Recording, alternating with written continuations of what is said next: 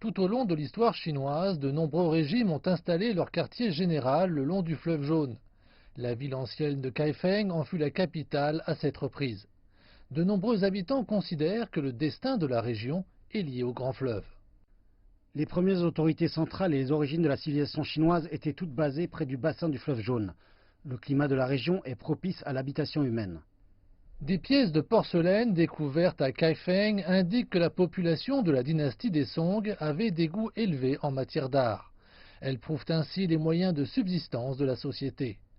Shen Lianyi s'est engagé à restaurer l'artisanat de la céramique datant de 900 ans.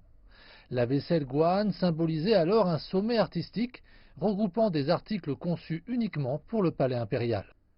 La vaisselle Guan de la dynastie des Song du Nord représentait le sommet de l'art de la porcelaine. Il serait dommage qu'une culture aussi splendide sombre dans l'oubli. La société a une forte demande pour les techniques de restauration. Dans la promotion de la civilisation chinoise, la vaisselle Guan est incontournable. La vaisselle Guan était utilisée comme vaisseau sacrificiel. Selon Chen, la porcelaine est le symbole emblématique de l'étiquette chinoise.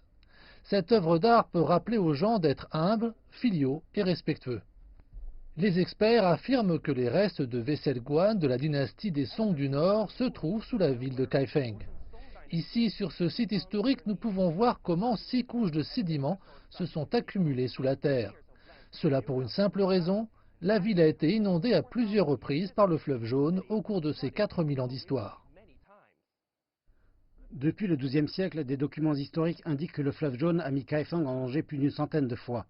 Parmi elles, 4 furent catastrophiques. Dans ces ruines, on a pu trouver les preuves de 3 de ces événements à travers les vestiges. En raison de l'épaisseur des sédiments, à Kaifeng, le lit de la rivière est 3 mètres plus haut que l'horizon. L'élévation se poursuit même pendant la saison des inondations pour stabiliser la digue de la rivière.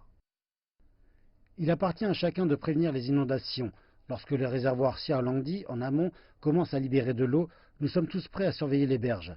Chaque section a un responsable et nous avons une équipe de professionnels pour faire face aux urgences. Ces dernières années, les risques d'inondation ont diminué. Selon M. Li, les projets de contrôle de l'eau ont considérablement réduit les risques de rupture des barrages. Lorsque les habitants transmettent leur sagesse, leur patrie est préservée.